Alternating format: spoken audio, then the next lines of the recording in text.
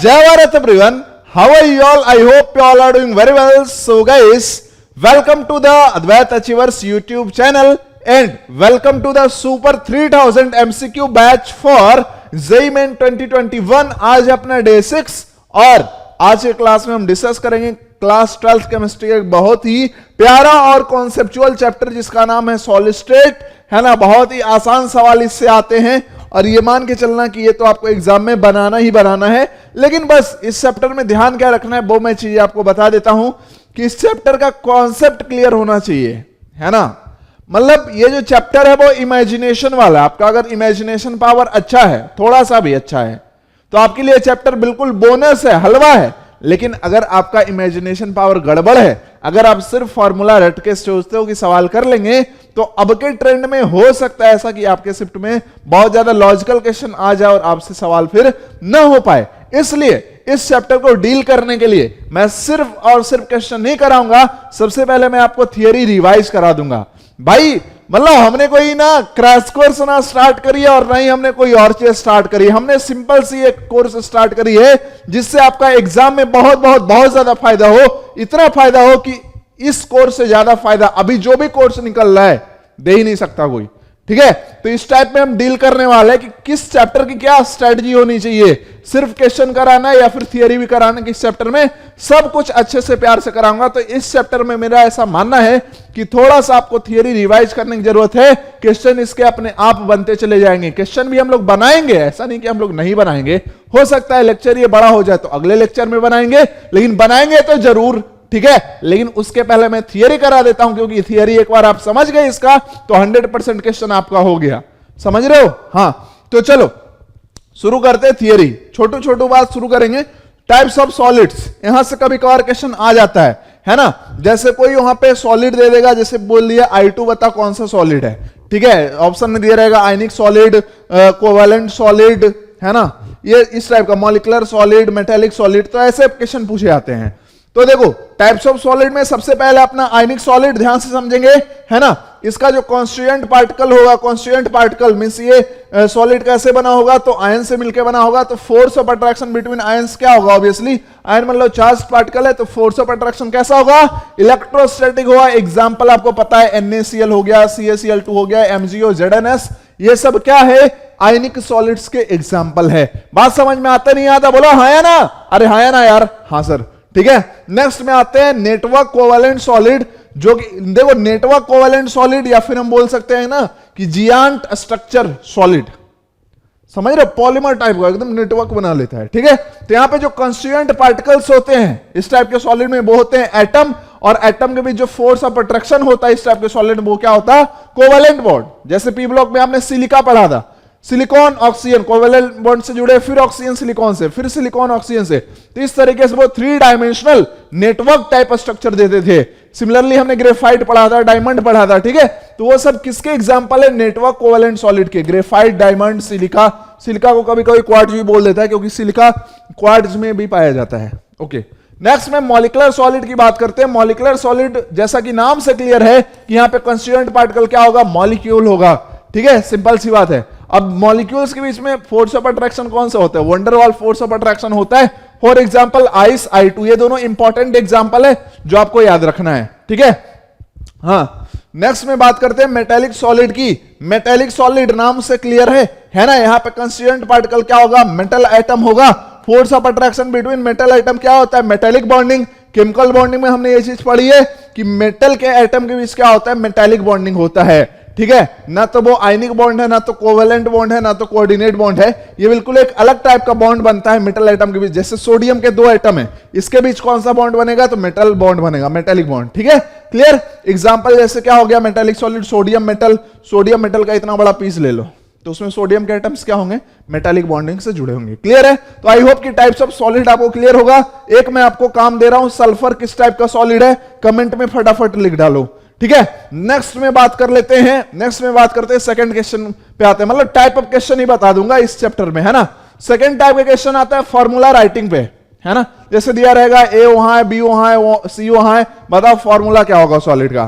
तो इसमें सबसे ज्यादा जो क्वेश्चन आता है वो आता है क्यूब पे बेस्ड, है ना। ये जो चैप्टर है वो बेसिकली क्यूब पे बेस्ड ही है, क्यूब मतलब समझते हो ना, जिस रूम में तुम बैठे हो, अगर वो है ना मतलब रूम ही है तो उसको क्यूब मान लो, पढ़ाई कर लो उसको, है ना, क्यूब मान के, है ना, कोई टेंशन ही नहीं होगा।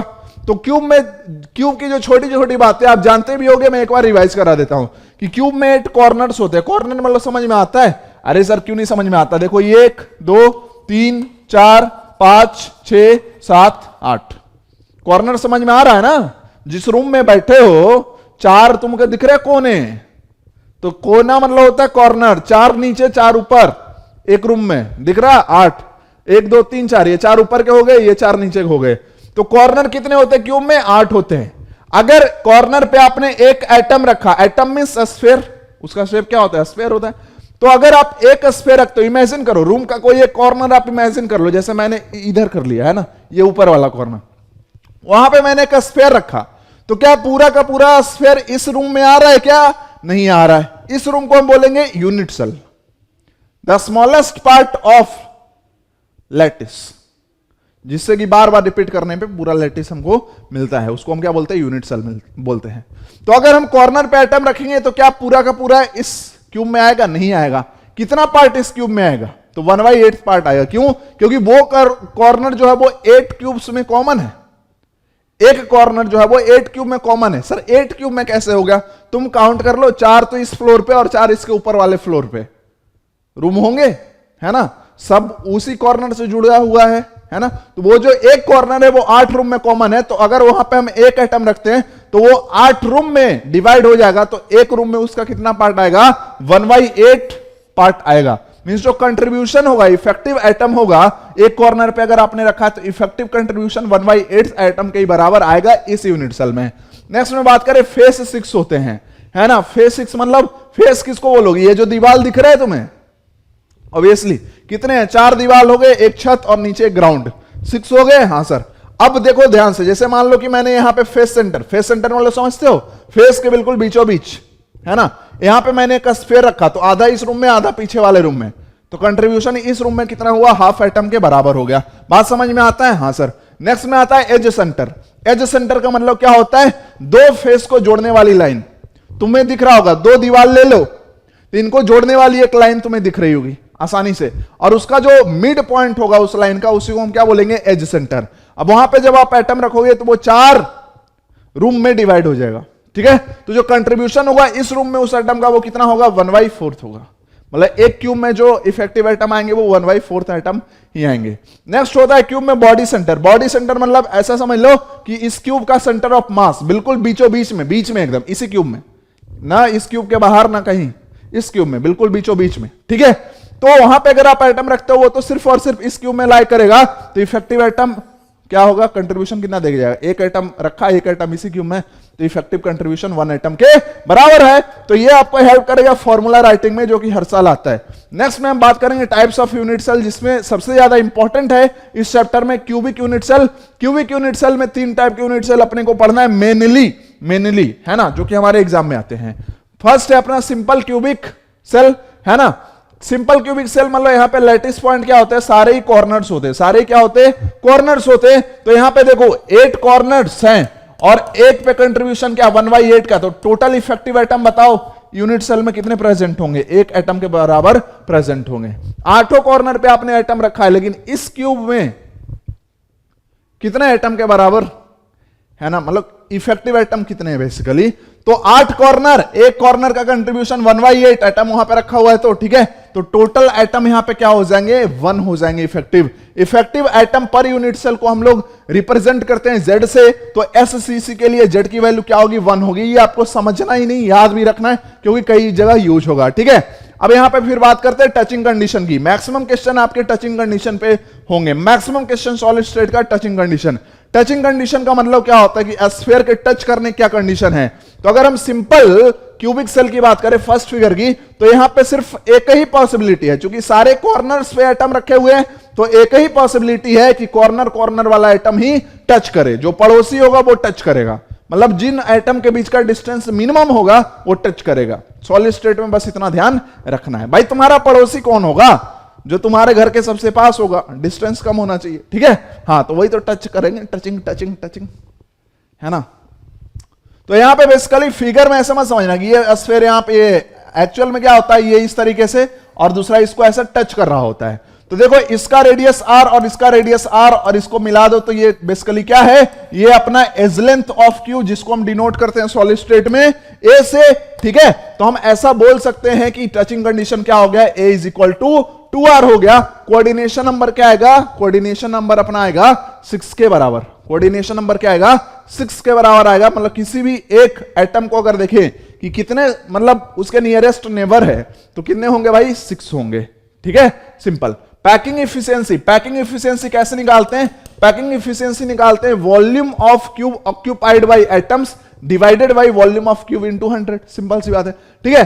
तो अगर Z एटम है ना, Z इफेक्टिव एटम है एक यूनिट सेल में, तो एक एटम का वॉल्यूम क्या होगा 4/3 पाई r क्यूब, जहां पे r क्या है, रेडियस ऑफ एटम है ना, और वॉल्यूम ऑफ क्यूब क्या होगा, a क्यूब, है ना, साइड का क्यूब होता है। और इफिशियंसी अगर लिखना है तो 100 कर दो, फ्रैक्शन लिखना है तो 100 मत करो, सिंपल सी बात है। तो कैलकुलेशन जब आप करोगे ना, है ना, अब यहां पे करते क्या है बेसिकली, जब भी हम पैकिंग इफिशियंसी लिखते हैं ना तो a को लिख देते हैं हम r के टर्म में, कैसे, a इक्वल टू 2r है तो 2r का क्यूब करते, काट छाट करोगे तो ये पैकिंग इफिशियंसी आएगा 52%। लेकिन मैं आपको एक बात बताना चाहता हूं, 52% सारे बच्चों को पता होता है कि सिंपल क्यूबिक यूनिट सेल का जो पैकिंग इफिशियंसी है वो क्या है, 52% है।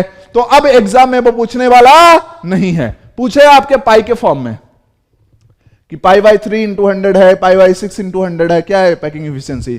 तो आपको ये फॉर्मूला क्लियर होना चाहिए और कैसे इस फॉर्मूले में a को हम r के टर्म में रिप्लेस करते हैं ये क्लियर होना चाहिए। ये जनरल सी बात है कि सारे में लगा सकते हैं, जहां भी r है ना क्यूबिक, तो a को क्या करना है, आपको r के टर्म में रिप्लेस कर देना है और पैकिंग इफिशियंसी निकाल लेनी है। नेक्स्ट में अगर हम बात करते हैं फेस सेंटर्ड क्यूबिक की, तो फेस सेंटर्ड क्यूबिक मतलब क्या हो गया, फेस सेंटर्ड क्यूबिक मतलब लैटिस पॉइंट होंगे सारे कॉर्नर्स प्लस सारे फेस सेंटर्स, ठीक है। तो यहां पे देखो कंट्रीब्यूशन 8 इंटू 1/8 आया कॉर्नर से और 6 फेस है और एक फेस पे आइटम रखा तो उसका कंट्रीब्यूशन 1/2, तो यहां पे z क्या आ जाएगा, 4 आ जाएगा, ठीक है।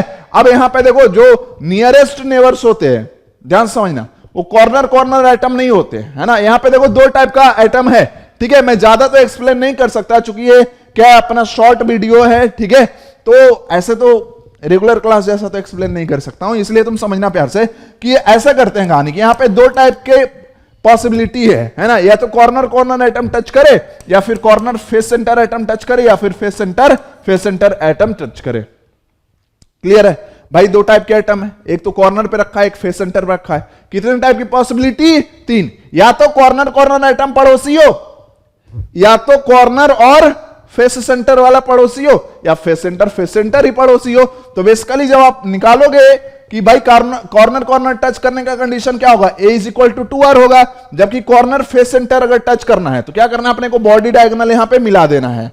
तो ये इधर एक स्फीयर रखा हुआ, इधर एक स्फीयर रखा हुआ, इधर एक स्फीयर रखा हुआ है, तो ये बीच वाले का देखो 2r रेडियस, इधर r और इधर r, चूंकि सेम एटम है तो सबका रेडियस सेम होगा। लेकिन आगे चल के केटाइनिन एन करेंगे तो वहां पे कहानी, लेकिन कॉन्सेप्ट यही रहेगा, बस कहानी वहां पे r प्लस r माइनस में होगा। तो क्या यहां समझ में आया कि 4r जो होगा वो किसके बराबर होगा, बॉडी डायगोनल, जो कि क्या, सॉरी बॉडी डायगोनल नहीं, फेस डायगोनल, जो कि क्या होगा a√2। रीजन, क्योंकि देखो ये वाला साइड, नीचे वाला साइड a है और ये परपेंडिकुलर भी a है, तो अगर ये मैं बना दूं यहां पे ट्रायंगल तो वो वाला डिग्री, वो एंगल हो गया 90 डिग्री, तो हाइपोटेनस निकाल दो ना पाइथागोरस बाबा से, है ना, ठीक है। तो सिंपल सी बात है, फेस सेंटर्ड क्यूबिक में 4r क्या होगा, a√2 के बराबर होगा। कोऑर्डिनेशन नंबर 12 होगा, बताने का टाइम नहीं है कैसे होगा, ठीक है, क्योंकि उसमें बहुत टाइम लग जाएगा। और पैकिंग एफिशिएंसी उस फॉर्मूले से निकालोगे 74% आएगा, ठीक है। नेक्स्ट में बात करते हैं बॉडी सेंटर्ड क्यूबिक की। बॉडी सेंटर्ड क्यूबिक का मतलब क्या होता है कि बॉडी सेंटर पे रखा है एटम और सारे कॉर्नर पे, तो सारे कॉर्नर से कंट्रीब्यूशन आया एक एटम के बराबर, और बॉडी सेंटर तो बीच इसी क्यूब में है, तो ये टोटल इफेक्टिव एटम क्या हो गए, पर यूनिट सेल 2 हो गए। यहां पे जो टच करता है, ध्यान समझो, यहां पे दो टाइप के एटम है, या तो कॉर्नर कॉर्नर टच करे या फिर कॉर्नर बॉडी सेंटर वाला टच करे। कॉर्नर कॉर्नर टच करेगा तो a is equal to 2r होना चाहिए, और बॉडी सेंटर वाला अगर टच करेगा तो सोचो बॉडी डायगोनल किसके बराबर, a√3 के बराबर। बॉडी सेंटर पे एटम रखा है तो 2r रेडियस इसका हो गया, उस कॉर्नर से r, इस नीचे वाले कॉर्नर से r, ठीक है। तो क्या होगा, 4r is equal to a√3, ठीक है। तो आपको क्या करना है, 2r जिसके लिए मिनिमम आ रहा है ना, 2r जिसके लिए मिनिमम आ रहा है वही पहले टच करेगा। मतलब कॉर्नर कॉर्नर के लिए 2r is equal to a है, और बॉडी डायगोनल के अलॉन्ग देखे तो 4r equal to a root 3 है, तो 2r कितना है, 2r कितना है भाई, अगर 4r equal to a root 3 है तो ऑब्वियस सी बात है 2r कितना है, a रूट 3 बाई 2। अब ध्यान से समझना, रूट 3 मतलब 1.732, इसको 2 से डिवाइड करेंगे तो लेस देन 1 आएगा, तो ये क्या आएगा, लेस देन a आएगा। तो 2r लेस देन a आया किसके लिए, अगर बॉडी सेंटर और कॉर्नर वाले आइटम टच करे, और 2r इक्वल टू a आया किसके लिए, अगर कॉर्नर कॉर्नर टच करे। पड़ोसी कौन होता है, जो कम डिस्टेंस पे होता है। इसका मतलब ये है कि यहां पे बॉडी सेंटर और कॉर्नर वाले आइटम टच करेंगे, इसलिए बॉडी सेंटर्ड क्यूबिक में हमेशा 4r इक्वल टू क्या होगा, a रूट 3 होगा। कोऑर्डिनेशन नंबर 8 होगा, पैकिंग एफिशिएंसी 68% होगी। इन तीनों में सबसे ज्यादा क्लोज्ड पैकिंग किसमें मिला है, एफसीसी में, सबसे मैक्सिमम 74%। नेक्स्ट में बात करते हैं टेट्राहेड्रल वॉइड। टेट्राहेड्रल वॉइड मतलब समझते होंगे कोऑर्डिनेशन नंबर 4 वाला वॉइड, ऑक्टाहेड्रल वॉइड मतलब कोऑर्डिनेशन नंबर 6 वाला वॉइड। अगर हम बात कर लेते हैं कि सीसीपी में नंबर ऑफ टेट्राहेड्रल वॉइड कितने होंगे, ध्यान से समझना, वॉइड पे हमेशा हम छोटे वाले आइटम को रखते हैं, सॉरी आयन को, है ना, वॉइड पे हम क्या करते हैं, छोटे वाले आयन को रखते हैं। और एफसीसी जिसको कि हम सीसीपी भी बोलते हैं, क्यूबिकल क्लोज पैकिंग, एफसीसी और सीसीपी एक ही आदमी का दो नाम है, ये दो डिफरेंट चीज नहीं है ना, समझ में आता है। तो ध्यान समझना, सीसीपी में जो टेट्राहेड्रल वॉइड होता है वो 8 होते हैं। Total number of tetrahedral void in CCP is 8। वही कैसे, आपने पढ़ा होगा शायद कभी न कह सकूं मैं तुमको,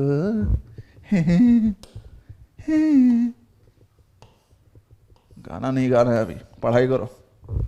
ये हुआ, होता क्या है, कोई भी एक कॉर्नर कंसिडर करो, इससे आप चले जाओ a/4 a/4 a/4, ठीक है। रूम का कोई भी एक कॉर्नर जहां पढ़ रहे हो, बैठे हो ना, कॉर्नर कंसिडर कर लो, x एक्सिस में a/4, y एक्सिस में a/4, z एक्सिस में a/4, कुछ यहां पे पहुंच जाओगे, ठीक है ना। तो वहीं पे क्या मिलता है, अपना टेट्राहेड्रल वॉइड, और ऐसे सारे कॉर्नर से मिलेंगे, सारे कॉर्नर से मिलेंगे, ठीक है।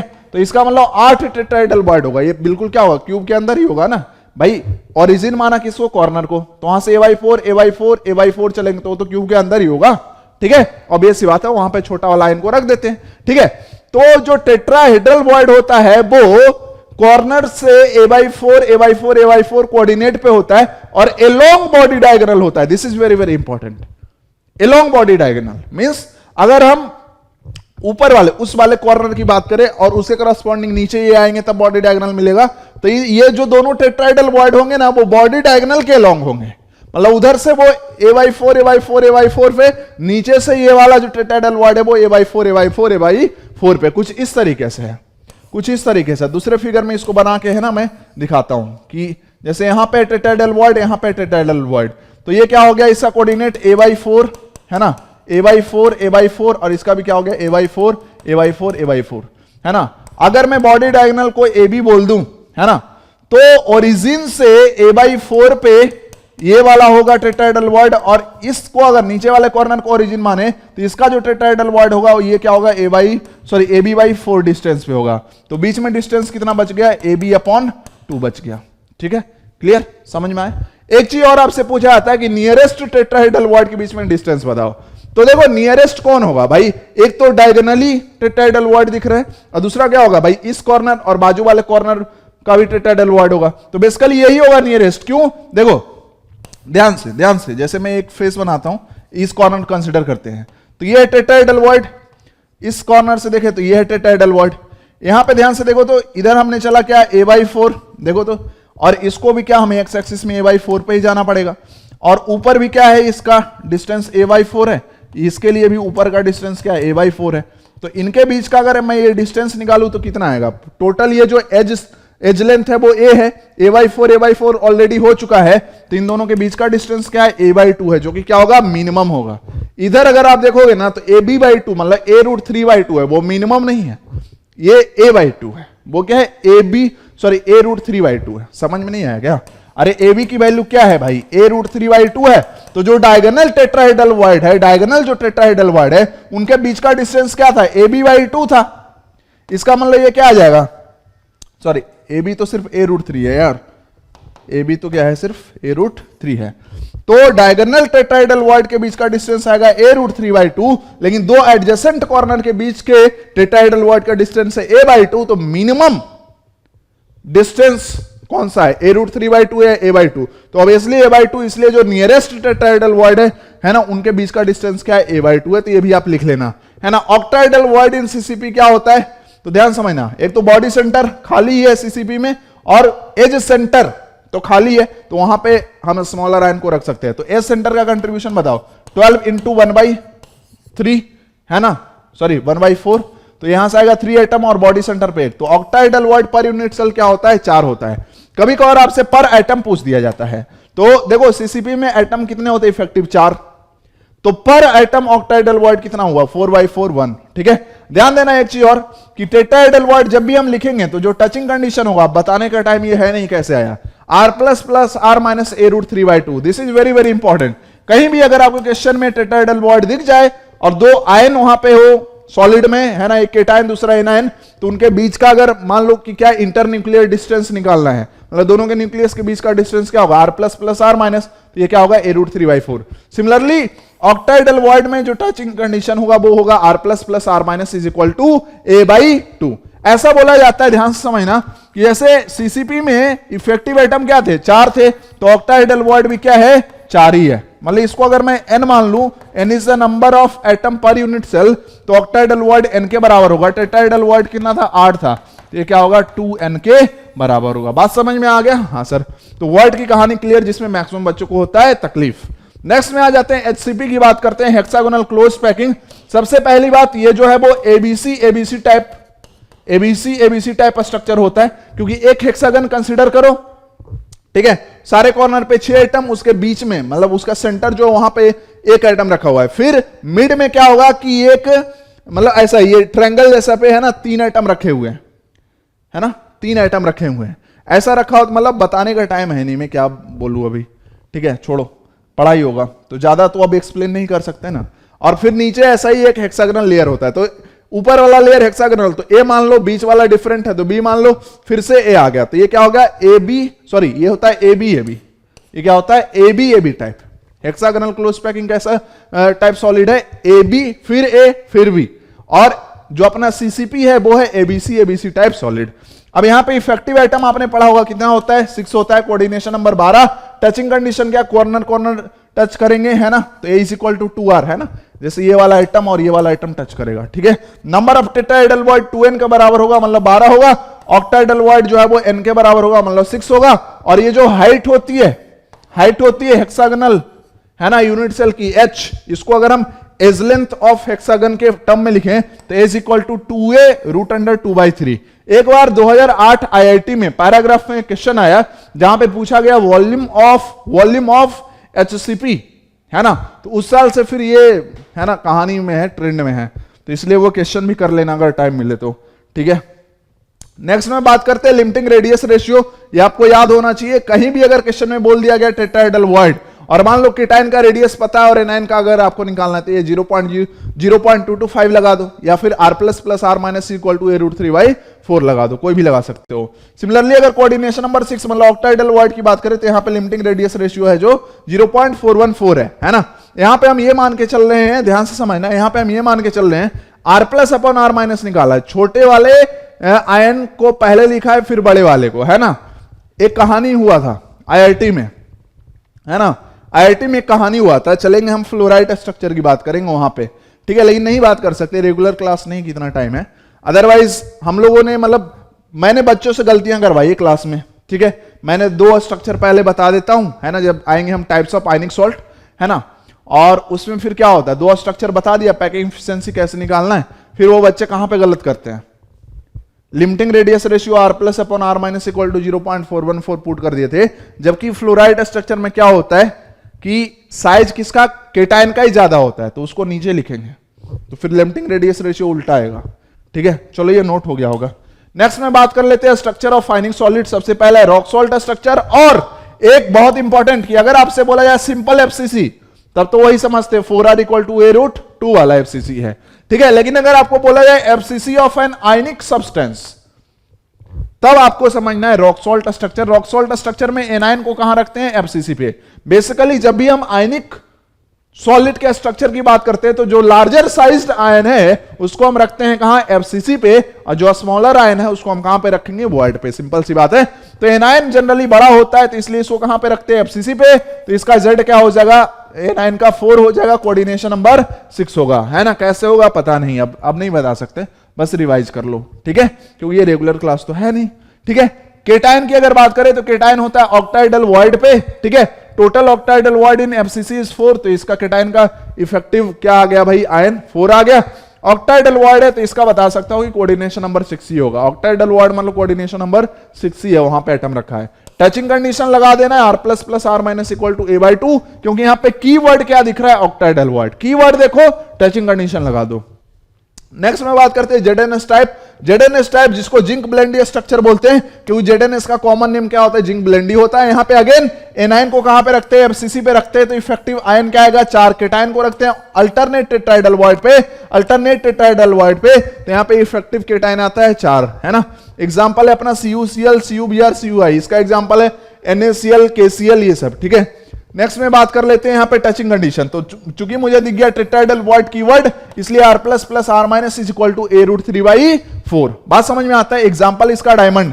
डायमंड में सिंपल सी बात है, देखो ध्यान से क्या होता है, 4 जो कार्बन एटम है वो एफसीसी पे रखे होते हैं और 4 कार्बन एटम अल्टरनेट टेट्राइडल वॉइड पे रखे होते हैं। नेक्स्ट में हम बात करते हैं फ्लोराइड स्ट्रक्चर, जिसकी हम बात कर रहे थे, ठीक है। Fluoride structure means Ab2 type structure. ये थोड़ा सा एबनॉर्मल स्ट्रक्चर है। जनरली केमिस्ट्री में एनायन की साइज क्या होती है, ऑब्वियसली केटायन से ज्यादा होती है, लेकिन एक ऐसा स्ट्रक्चर जिसमें केटायन की साइज जो है वो ज्यादा होती है एनायन से। अब ध्यान से देखना, एग्जांपल है CaF2SrF2। Ca2+ की साइज ज्यादा होती है F- से। ये प्रैक्टिकली लोगों ने मेजर किया है ना, एंगस्ट्रॉम में। नेक्स्ट में अगर हम बात करें केटायन को, आप कहां पे रखोगे बताओ, साइज किसकी ज्यादा है, केटायन की। तो केटायन को हम कहां पे रखेंगे, CCP पे। हम नहीं रखते हैं, ऑलरेडी वो नेचर में एग्जिस्ट करता है, हम तो उसको एक्सप्लेन कर रहे हैं, ठीक है। हाँ, तो इसका इफेक्टिव आयन क्या आएगा, 4, कोऑर्डिनेशन नंबर 8, ठीक है। नाउ अगर हम एनायन की बात कर ले तो एनायन को रखते हैं ऑल टेट्राइडल वॉइड पे। तो एफसीसी में कितने होते हैं टेट्राइडल वॉइड, 8 होते हैं। तो एनायन कितने हो जाएंगे, इफेक्टिव 8 हो जाएंगे। चूंकि टेट्राइडल वॉइड है तो इसका कोऑर्डिनेशन नंबर 4 क्या है, फिक्स है। तो इसको हम ऐसा बोल सकते हैं कि केटायन इज टू एनायन का कोऑर्डिनेशन नंबर क्या है, तो 8:4 है। तो इसको हम बोल सकते हैं कि 8:4 टाइप सॉलिड है, 8:4 टाइप सॉलिड है। ऐसा भी आपसे पूछा जा सकता है, सिंपल सी बात है। यहां पे एक मजे की बात और बताऊं, यहां पे मजे की बात एक और बताऊं। देखो केटायन का क्या था, कोऑर्डिनेशन नंबर 8, एनायन का कोऑर्डिनेशन नंबर क्या था, 4। एक चीज देखना, आपको पता चलेगा ऑब्जर्वेशन से कि total coordination number of cation is equal to total coordination number of anion. इसका मतलब क्या है कि एक के एक एटम थे तो इसका कोऑर्डिनेशन नंबर 8 हो चुका था, तो इतना ही अब आना चाहिए एनायन वाले पार्ट का भी। तो बी का 2 एटम है तो 2 × 4 करोगे तो 8 आ जाएगा कि नहीं आ जाएगा, सिंपल सी बात है। समझ में आया। तो टोटल दोनों के बराबर होते हैं, ये चीज ध्यान रखना हमेशा, ठीक है। ये ऑब्जर्वेशन से, किसी बुक में रूल नहीं लिखा हुआ है। फ्लोराइड स्ट्रक्चर, चूंकि टेट्राइडल वर्ड मुझे दिख रहा था, है ना, कीवर्ड, इसलिए मैंने टचिंग कंडीशन ये लिख दिया। एंटी फ्लोराइड मतलब वापस ही आ गया अपनी औकात पे, मींस यहां पे क्या हो जाए, एनायन की साइज ही क्या होगी, केटायन से ज्यादा होगी। एनायन की साइज क्या होगी, केटायन से ज्यादा होगी। जैसे एग्जांपल Na2O K2O, तो मतलब फिर से यहां पे एनायन को रखेंगे CCP पे और केटायन को रखेंगे ऑल टेट्राइडल वॉइड पे, ठीक है। तो ये क्या होगा, 4:8 टाइप सॉलिड होगा। ये क्या होगा, 4:8 मींस, इसलिए मैंने लिखा अपोजिट ऑफ फ्लोराइड स्ट्रक्चर। अब यहां पे इस टाइप के सॉलिड्स में पैकिंग एफिशिएंसी कैसे निकालते हैं। जैसे सिंपल जो एफसीसी था उसमें क्या करते थे, Z × 4/3 πRq अपॉन AQ × 100। लेकिन यहां पे अगर आपको पैकिंग एफिशिएंसी निकालना है, मैं बता रहा हूं, ये अब एग्जाम में आ गई जेईई मेन में, ध्यान देना। पैकिंग एफिशिएंसी यहां पे अब ऐसा नहीं लिख सकते, Z × 4/3 πRq अपॉन AQ × 100, ऐसा आप लिख ही नहीं पाओगे। रीजन क्या है, यहां पे R क्या लोगे बताओ, यहां पे तो 2 आयन है, केटायन है और एनायन है, किसका रेडियस लोगे वहां पे। तो इसलिए हम क्या करते हैं, इसलिए हम ऐसा यहां पे लिखते हैं, जब हम आयंस के आयनिक सॉलिड पढ़ रहे होते हैं वहां पे सिर्फ क्या थे, एक ही टाइप के सारे एटम थे, सिंपल एफसीसी की बात कर ले। लेकिन यहां पे क्या है, केटायन है और एनायन है, मतलब 2 टाइप का रेडियस है। तो यहां पे पैकिंग एफिशिएंसी कैसे लिखेंगे, यहां पे लिखेंगे हम volume of cation plus volume of anion divided by volume of Q into 100। समझ में आया नहीं है, आ गया सर। वॉल्यूम ऑफ केटायन, मान लेते हैं केटायन इफेक्टिव जो है वो Z1 के बराबर है, Z1 के बराबर है। जैसे ये जो हो जाएगा वो क्या हो जाएगा, यहां पे ये है केटाइन, ये हो जाएगा Z1 और एनायन वाला हो गया Z2। ठीक है, तो Z1 इंटू 4/3 पाई R प्लस क्यूब है ना, और प्लस अगर Z2 इफेक्टिव एनायन है तो Z2 into 4/3 pi R minus cube divided by volume of cube, तो अभी भी क्या रहेगा A क्यूब, और इंटू क्या होगा 100। तो यहां से देखो ऊपर वाले में क्या करो ना, ये Z की वैल्यू पुट करोगे, फिर 4/3 पाई क्या आएगा, कॉमन आएगा, तो यहां पे बचेगा देखो R प्लस क्यूब है ना, प्लस R माइनस क्यूब। अब क्या करोगे, टाइम ही नहीं यार मैं क्या कहूं, ठीक है मैं फिर भी बताता हूं, R प्लस क्यूब बचेगा और प्लस R माइनस क्यूब बचेगा। अब क्या करते हैं कि भाई इसको R प्लस और R माइनस को कैसे निपटाएं, तो क्या करते हैं, R माइनस से सपोज दैट हमने डिवाइड कर दिया, तो ये लेफ्ट वाले टर्म में क्या बचेगा, R plus upon R minus, इधर तो 1 आ जाएगा।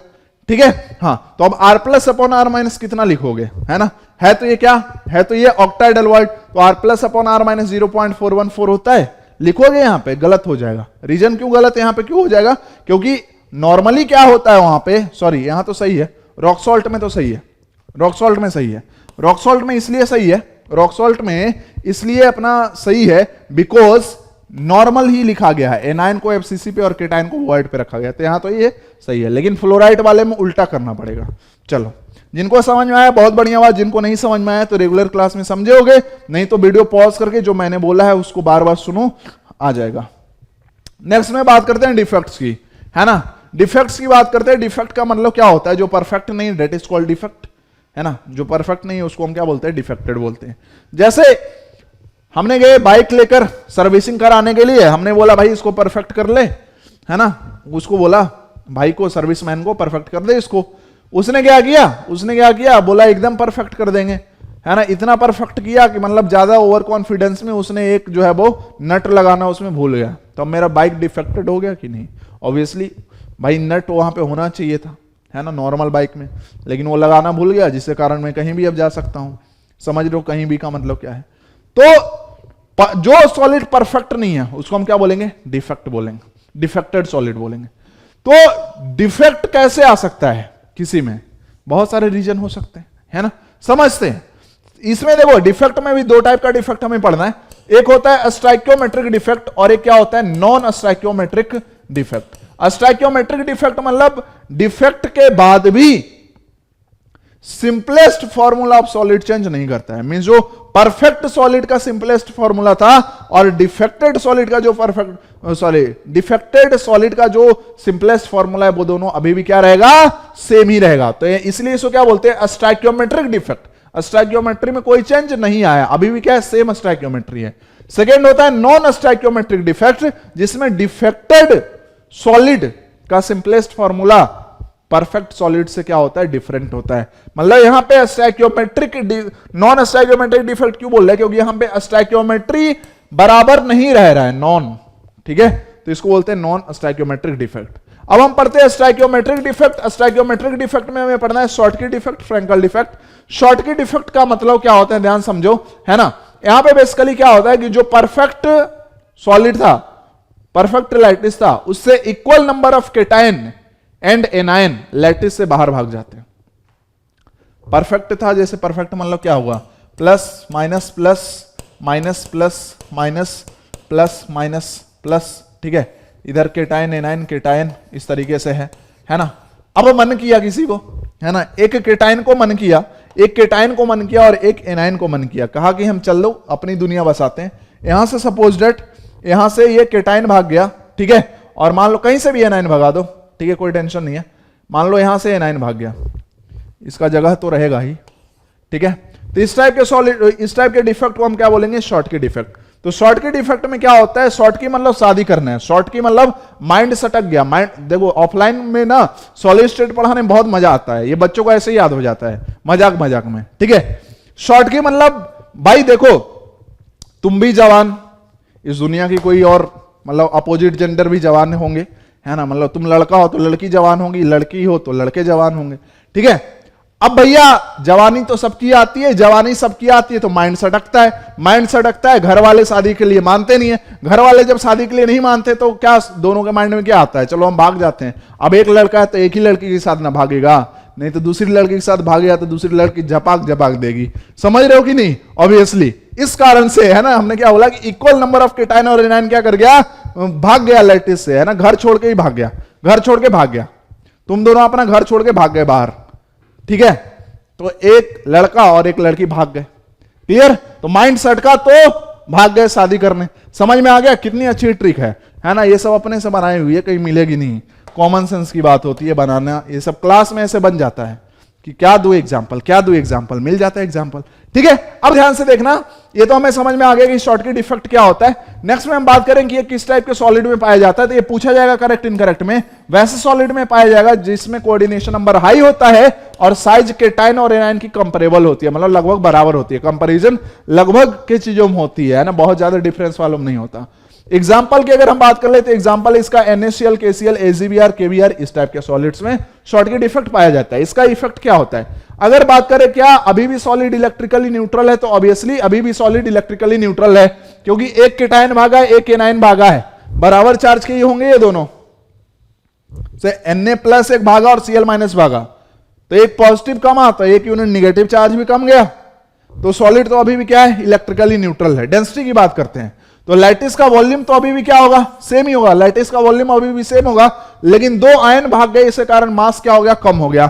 डेंसिटी क्या होता है, मास अपॉन वॉल्यूम होता है। मास चूंकि कम हो गया तो डेंसिटी क्या हो गई, डेंसिटी डिक्रीज कर गई, है ना। तो याद नहीं करना है, शॉर्टकट इफेक्ट में डेंसिटी क्या कर गई, डिक्रीज कर गई। क्या किसी को टेंशन है? शॉर्टकट याद हो गया? हाँ सर। नेक्स्ट में फ्रैंकल की बात करते हैं। फ्रैंकल नाम से इसका क्लियर है कि ये क्या है, फ्रैंक है, बहुत ज्यादा ही फ्रैंक है कुछ, है ना, बहुत ज्यादा फ्रैंक है। अब देखो मजे लेते हैं इसके भी। सबसे पहले शॉर्टकी का उल्टा ही है ना, ये फ्रैंक है, मतलब लो कोऑर्डिनेशन नंबर वाले सॉलिड में पाया जाएगा, और यहां पे डिफरेंस साइज जो होनी चाहिए केटाइन और एनाइन की ज्यादा होनी चाहिए। अब क्या कहोगे सर, हम कंफ्यूज नहीं हो जाएंगे एग्जाम में कि फ्रैंकल के लिए साइज में डिफरेंस ज्यादा चाहिए था कि शॉर्टकी में? अब सोचो प्यार लगभग बराबर होता है तभी तो लोग भागते हैं। प्यार लगभग बराबर होता है तभी तो लोग भागते हैं। लगता है कि इससे अच्छा हमको कोई नहीं मिल सकता, भाग जाते हैं। ठीक है, प्यार बराबर है, दोनों का पागलपन बराबर है।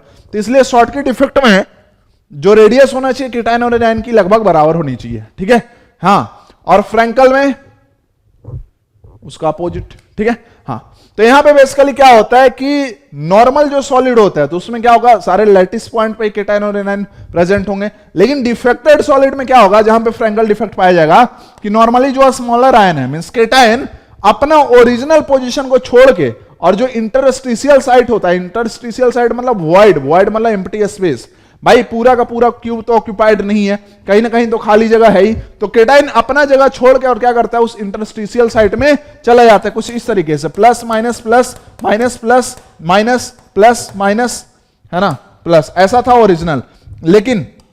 लेकिन इस एनाइन को नहीं, मान लो इस केटाइन को मन नहीं लग रहा है ना अपने घर पे, तो ये क्या करेगा, ये करेगा कि भाई कहेगा कि चलो मैं यहां से निकल जाता हूं।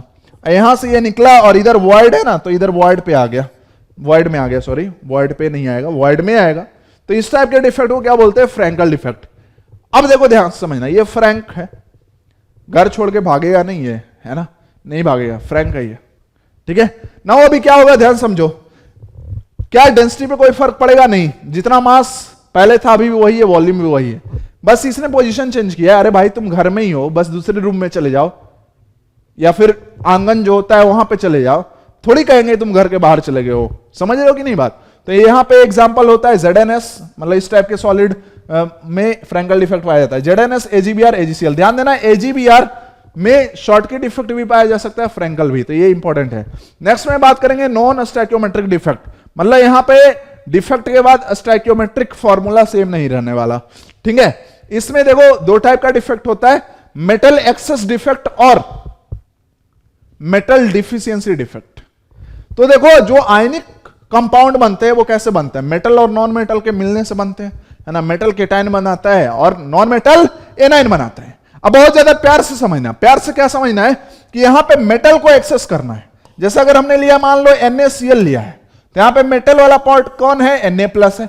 तो अब इसको अगर एक्सेस, मान लो कि नॉर्मल जो NaCl है, मान लो जो परफेक्ट NaCl सॉलिड है, तो उसमें Na+ का अगर एक आयन है तो Cl- का भी क्या होगा, एक ही आयन, मतलब 1:1 रेशियो में अगर प्रेजेंट है Na+ और Cl-, तो इसको हम क्या बोलेंगे, इसको हम बोलेंगे परफेक्ट सॉलिड है। ये क्या है, परफेक्ट सॉलिड है।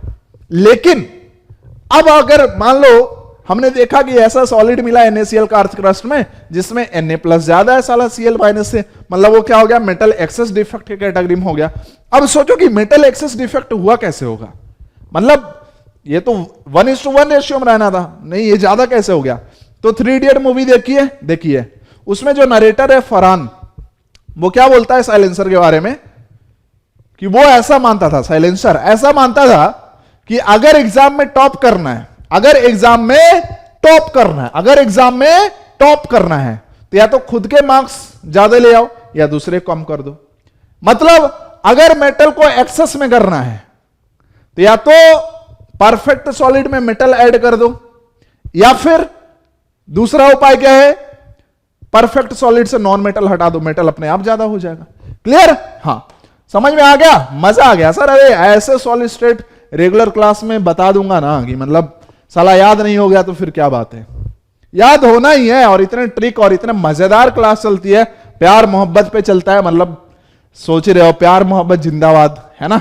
हाँ, तो मेटल एक्सेस डिफेक्ट ध्यान से समझो। अब कैसे मेटल को एक्सेस करेंगे, सबसे पहले करते हैं कि दूसरे के मार्क्स कम कर देते हैं। पहला हमारा वही टेंडेंसी होता है, साला हम तो ला नहीं पाएंगे, पहले दूसरे का कम करने की कोशिश करते हैं, फिर हम अपने आप ट्राई करेंगे। तो पहले हम क्या कर रहे हैं कि नॉन मेटल को कम कर रहे हैं। जैसे परफेक्ट NaCl था, उसको सोडियम वेपर के प्रेजेंस में हीट कर देते हैं। अब ये जैसे डेल्टा Na हमने लिया है, तो ये क्या करेगा भाई, जैसे हीट किया तो सोडियम अपना इलेक्ट्रॉन क्या करेगा, लॉस करेगा, ऑब्वियसली लेस, मतलब लूजली बाउंडेड है इसका आउटर मोस्ट इलेक्ट्रॉन। तो डेल्टा Na है तो डेल्टा इलेक्ट्रॉन क्या कर देगा, लॉस करेगा, और डेल्टा सोडियम प्लस बन जाएगा। अब ये क्या करता है कि ये जो परफेक्ट सॉलिड है इसके Cl- को बोलता है आजा मेरे पास, तो डेल्टा Cl- यहां से निकल आता है और ये मिलके बना देते हैं, क्या बना देते हैं, डेल्टा NaCl बना देते हैं। ठीक है, हाँ सर, डेल्टा NaCl बना देते हैं। अब ओरिजिनल सॉलिड का क्या हुआ, सोडियम तो एज इट इज रहा, लेकिन Cl क्या हो गया, डेल्टा घट गया, मतलब 1 - डेल्टा। तो अब देखो इसका स्टोइकियोमेट्रिक फॉर्मूला Na1:1 और Cl 1 - डेल्टा है इस रेशियो में, जबकि परफेक्ट सॉलिड में क्या था, 1:1 था। तो सिंपलेस्ट फॉर्मूला यहां पे चेंज हो गया, इसलिए मेटल एक्सेस डिफेक्ट को नॉन स्टोइकियोमेट्रिक डिफेक्ट बोलते हैं। समझ में आ गया होगा, ठीक है। हाँ, अब इससे होता क्या है, ध्यान देना, इससे होता क्या है कि जैसे ही ओरिजिनल वाले सॉलिड से एनाइन गया ना एनाइन, अरे डेल्टा Cl- निकला ना यहां से, तो अभी क्या होगा, जैसे ये परफेक्ट सॉलिड था, plus minus plus minus plus minus, हर बार ये मैं सोचना कि मैं 3 ही क्यों लिखता हूं, तुम अनंत लिख सकते हो, इधर उधर ढेर सारा लिख दो। तब जैसे ही मान लेते हैं कि यहां से 2 Cl- चला गया, 2 Cl- चला गया, तो क्या यहां पे वैकेंसी आ गई और सॉलिड भी अब इलेक्ट्रिकली न्यूट्रल नहीं रहा। तो जब सॉलिड इलेक्ट्रिकली न्यूट्रल नहीं रहा तो अब क्या कहानी होगा, ध्यान समझना। अब कहानी क्या होगा भाई, सॉलिड को इलेक्ट्रिकली न्यूट्रल करना पड़ेगा किसी भी तरीके से, नहीं तो भैया ये तो फिर इधर उधर स्टेबल नहीं रहेगा, रिएक्ट करते चलेगा। ठीक है, तो अब कैसे इसको हम करें भाई इलेक्ट्रिकली न्यूट्रल, तो सिंपल सी बात है, माइनस भगाए हो माइनस को लाओ, मतलब नेगेटिव चार्ज को लाओ। तो अगर भाई वापस से अगर हम Cl- डोप कर दें तब तो टेंशन ही हो जाएगा, गड़बड़ हो गया, फिर तो मेटल एक्सेस में नहीं हुआ। तब क्या होता है, ध्यान समझो, ये जो इलेक्ट्रॉन है ये कृपा दृष्टि बनाता है उन होल्स पे, ये क्या है, होल्स है, ये क्या है, होल्स है, बच गया ऐसे, वैकेंसी बच गया। तो ये जो डेल्टा इलेक्ट्रॉन है, देखो डेल्टा Cl- भागा होगा और डेल्टा इलेक्ट्रॉन है फ्री। ठीक है, तो एक एक इलेक्ट्रॉन क्या करता है भाई, हर एक होल पे चला जाता है, कुछ ना कुछ ये एनर्जी एब्जॉर्ब करेगा और इस होल में चला जाएगा, है ना, ट्रैप हो जाएगा इस होल में। तो कुछ एनर्जी एब्जॉर्ब करके गया है। तो कोऑर्डिनेशन कंपाउंड जब हम पढ़े थे तो वहां पे पढ़े थे कि उसका कॉम्प्लीमेंट्री कलर ये क्या करेगा, इमिट करेगा, और उसी कलर का हमें सॉलिड दिखाई पड़ेगा। तो इस कारण से ये जो सेंटर है, इस सेंटर पे जब इलेक्ट्रॉन गया तो इस कारण से कॉम्प्लीमेंट्री कलर हमें दिखाई पड़ रहा है, और उस कारण से सॉलिड का कोई ना कोई कलर हमें दिखता है। बेसिकली इस सेंटर को, जहां से एनाइन भागा था, या फिर ये बोल सकते हैं कि जहां पे इलेक्ट्रॉन ट्रैप हुआ, उसको हम बोलते हैं एफ सेंटर। क्यों बोलते हैं एफ सेंटर, बिकॉज एफ मतलब होता है, देखो जर्मन में एक वर्ड होता है, जर्मन वर्ड है ये एफ का, देखो फारबेन जेंटर, इसका मतलब होता है कलर, इसका मतलब क्या होता है, कलर। तो उसी सेंटर के कारण तो कलर आया ना सॉलिड में, अगर ये सेंटर बनता नहीं, इलेक्ट्रॉन ट्रैप नहीं होता, कॉम्प्लीमेंट्री कलर हमें दिखता नहीं, ठीक है। तो इस सेंटर के कारण हमें क्या है भाई, कलर दिख रहा है सॉलिड में, तो इसलिए हम क्या बोलेंगे कि आयनिक सॉलिड में जो कलर दिखाई पड़ता है वो किसके कारण दिखाई पड़ता है, एफ सेंटर के कारण दिखाई पड़ता है। ये क्वेश्चन 2-3 बार आ चुका है। नेक्स्ट में ये तो हो गया मेटल एक्सेस। नेक्स्ट में हम ऐसा करते हैं कि मेटल को डोप कर दें। दूसरे के तो मार्क्स कम कर दिए, दूसरा भी तरीका देख लेते हैं कि हम अगर खुद ही इंटेलिजेंट है तो डोपिंग यहां पे एक टर्म आती है, डोपिंग मतलब बाहर से ऐड करना। तो अगर हम केटाइन की बात कर ले, चूंकि हमें मेटल को एक्सेस में करना है तो केटाइन को ही जो डोप करोगे ना, क्योंकि केटाइन ही तो मेटल का पार्ट है, तो जो वॉइड होता है ना परफेक्ट सॉलिड में, उसमें क्या आ जाता है, केटाइन आ जाता है। अब ध्यान समझना, वॉइड में तो केटाइन आ गया, इलेक्ट्रिकली न्यूट्रल फिर नहीं रहा, है ना, कौन, सॉलिड। तो अब किसको डोप करना पड़ेगा, एनायन को? नहीं, फिर तो मेटल एक्सेस में नहीं होगा, तो निगेटिवली चार्ज इलेक्ट्रॉन को बाहर से इलेक्ट्रॉन मंगा के इसमें डोप कर दो, है ना। तो डोप जब करोगे तो ध्यान समझना, ये भी कहां पे आ गया, इंटरस्टिशियल साइड पे ही आएगा ना। अब किसी घर में थोड़ी घुस सकता है, जो मतलब तुम रह रहे हो किसी कमरे में, कोई बाहर से आएगा तुमको जबरदस्ती बाहर करके वो थोड़ी रहेगा, ठीक है। तुम्हारे घर में खाली जगह होगा, रहेगा, है ना। तो वही हुआ, ये दोनों ही कहां पे आए, इंटरस्टिशियल साइड पे आए। अब इसमें पूछा जा सकता है, जैसे डोपिंग में आपसे पूछा जा सकता है कि डेंसिटी बढ़ेगी घटी, कॉमन सेंस है। हमने केटाइन को डोप किया, मास बढ़ा दिया है, मास बढ़ा दिया, वॉल्यूम तो वही है अभी भी, है ना, यूनिट सेल का, तो डेंसिटी बढ़ जाएगी। सिमिलरली एफ सेंटर में देखें तो परफेक्ट सॉलिड से क्या हुआ, परफेक्ट सॉलिड से एनायन भाग गया, एनायन भाग गया तो इसका मतलब मास कम हो गया, डेंसिटी घट जाएगी, है ना। और एफ सेंटर वाला किसमें मिलता है डिफेक्ट, जिसमें शॉर्टकट डिफेक्ट पाया जाता है उस टाइप के सॉलिड में, डोपिंग फ्रैंकल वाले में, ठीक है। हाँ, फ्रैंक है तो डोपिंग वोपिंग, समझ रहे हो तुम। हाँ, नेक्स्ट होता है मेटल डिफिशियंसी डिफेक्ट, जिसपे कि ये क्वेश्चन बनता है ना। मेटल डिफिशियंसी मतलब ध्यान समझो, सबसे पहले तो ये समझते हैं कि इस टाइप के, है ना, आयनिक सॉलिड में पाया जाता है। वैसे आयनिक सॉलिड में पाया जाता है जिसमें मेटल जो है वो ट्रांजिशन मेटल है। ट्रांजिशन मेटल समझते होगे, वो वेरिएबल वैलेंसी शो कर सकते हैं। जैसे आयरन है +2 भी दिखा सकता है वैलेंसी, +3 भी दिखा सकता है। तो बेसिकली होता क्या है कि जैसे नॉर्मल अगर हम बात करें तो सॉलिड होना चाहिए, है ना, आयरन ऑक्साइड FeO होना चाहिए। अब ध्यान से होता क्या है, यहां पे ध्यान से, अगर नॉर्मल हम सॉलिड की बात करें तो Fe2+ O2- Fe2+, है ना, फिर क्या आएगा अपना O2- Fe2+ O2-, इस तरीके से कहानी समझ में आ रहा है। एकदम पूरा सॉलिड स्टेट रिवाइज हो गया, है ना, कुछ भी मैंने छोड़ा ही नहीं, एक पॉइंट रत्ती भर नहीं छोड़ा, ठीक है। बस अभी इसके बाद एक और स्लाइड है वो कर देते हैं, फिर 4-5 आज क्वेश्चन कर लेते हैं और बचा हुआ क्वेश्चन अगले क्लास में करेंगे। देखो मेरा ये बिल्कुल मकसद नहीं है कि मैं एक दिन में एक चैप्टर खत्म करूं, मैं 2 दिन में एक चैप्टर खत्म करूंगा फिजिकल के, लेकिन ऐसे खत्म करूंगा कि मजा आ जाएगा। बस मेरा यही मकसद है, मेरा दूसरा मकसद नहीं है ना, समझ रहे हो कि नहीं। हाँ, सिंपल। तो ध्यान से समझना, ध्यान से, बहुत ज्यादा प्यार से कि अभी होता क्या है, मेटल को डिफिशियंसी में लाना है। मतलब क्या करता है कि कुछ जो ओरिजिनल, है ना, सॉरी इस मुझे भगाना था, मैं तो और भर रहा हूं इसको, कुछ जो ओरिजिनल मेटल आयन है वो लैटिस छोड़ के ही भाग जाता है। Fe2+ कहां आ गया, लैटिस के बाहर। अब लैटिस के बाहर Fe2+ आया तो हुआ क्या, ध्यान समझो। Fe2+ जैसे लैटिस के बाहर आए, ये सॉलिड इलेक्ट्रिकली न्यूट्रल नहीं रहा, क्यों, 2 पॉजिटिव चार्ज कम गया, अब 2 पॉजिटिव चार्ज बढ़ाना पड़ेगा। तो या तो बाहर से तुम क्या करो, पॉजिटिव चार्ज को डोप करो, लेकिन यहां पे कहता है जरूरत नहीं है, क्यों, यहां पे जो केटाइन है वो अपना हायर ऑक्सीडेशन स्टेट भी शो कर सकता है। तो क्या करते हैं, इस पॉजिटिव चार्ज को बैलेंस करने के लिए यही जो केटाइन है वो ऑक्सीडाइज हो जाते हैं हायर ऑक्सीडेशन स्टेट में। जैसे एक Fe2+ भागा, जब एक Fe2+ भागा तो +2 यूनिट चार्ज क्या हो गया, कम हो गया। तो बताना कितना Fe2+ को Fe3+ में कन्वर्ट होना पड़ेगा। तो 2 Fe2+ को Fe3+ में कन्वर्ट होना पड़ेगा। जैसे ये जब कन्वर्ट हुआ Fe3+ में तो बन गया, तो अभी तो एक ही यूनिट बैलेंस हुआ है, फिर इसको 3+ में कन्वर्ट करो तो दूसरा यूनिट भी बैलेंस हो गया, ठीक है। तो इस पे क्वेश्चन भी पूछा जाता है कि बताओ, जैसे ये कंपाउंड दे देगा, मान लो Fe 0.95 हो, तो इसमें पूछ देगा कि बताओ परसेंटेज ऑफ Fe3+ कितना है। तो टोटल Fe कितना है 0.95, तो इसका मतलब परसेंटेज ऑफ Fe3+ कितना होगा। तो कैसे सॉल्व करते हैं कि जो नॉर्मल FeO होता तो उसमें Fe1 होता तो ऑक्सीजन 2 - V1 होता, 1 यूनिट होता। अब Fe 0.95 है, इसका मतलब जो Fe2+ भागा है, Fe2+ जो भाग गया वो कितना भागा है, 1 - 0.95, जो कि क्या आएगा 0.05 आएगा, आया ना। तो इतना Fe2+ भागा है। अगर इतना Fe2+ भागा है तो कितना Fe3+ बन गया होगा, एक अगर Fe2+ भागा था तो 2 Fe2+ कन्वर्ट हो गया था किसमें, Fe3+ में। मतलब अगर एक Fe2+ भागता है तो सॉलिड में 2 Fe3+ प्रेजेंट होगा। तो इसका मतलब मैं यहां से डायरेक्ट बोल सकता हूं कि Fe3+ प्रेजेंट होगा भाई 2 इंटू 0.05, है ना। तो परसेंटेज ऑफ Fe3+ बताओ। टोटल आयरन 0.95, Fe3+ उसमें कितना है, 2 इंटू 0.5 है ना। टोटल कितना है 0.95 इंटू क्या कर लेने का 100।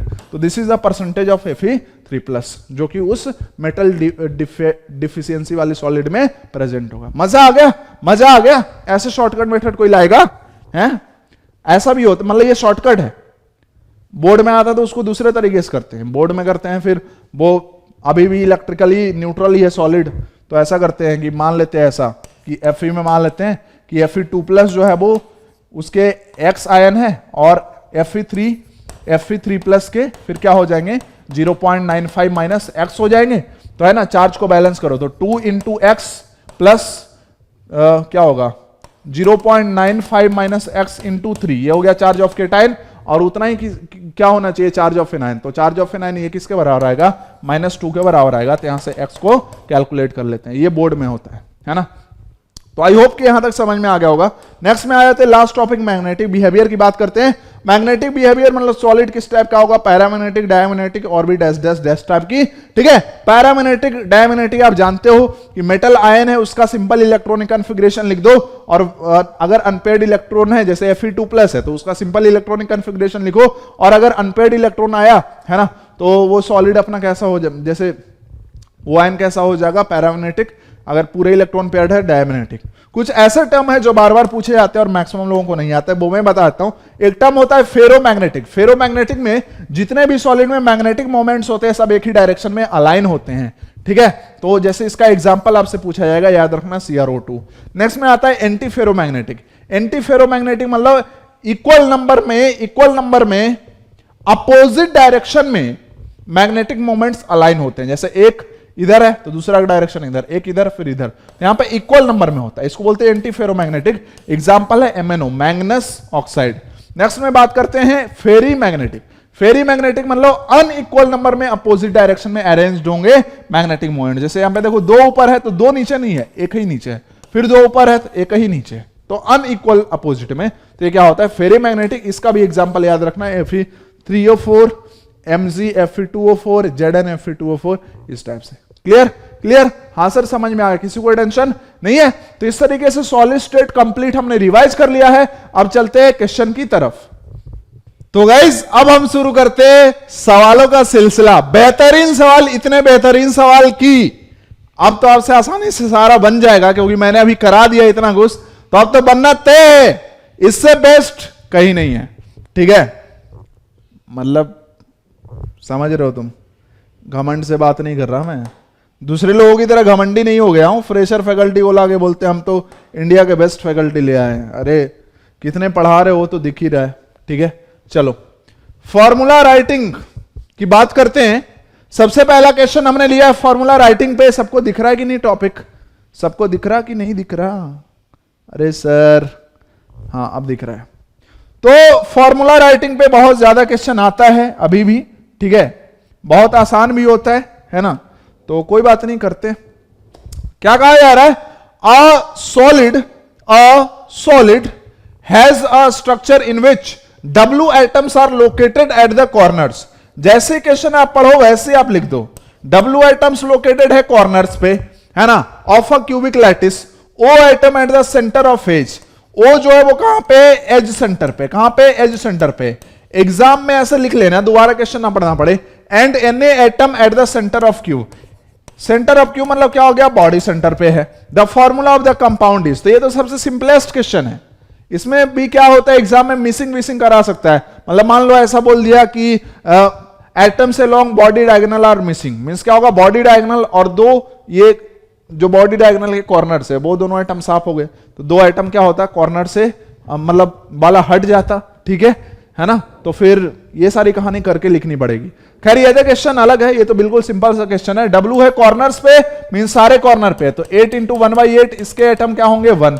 एज सेंटर मतलब मन ही मन बोलो 12 और कंट्रीब्यूशन 1/4, तो कितना आ गया 12/4 3।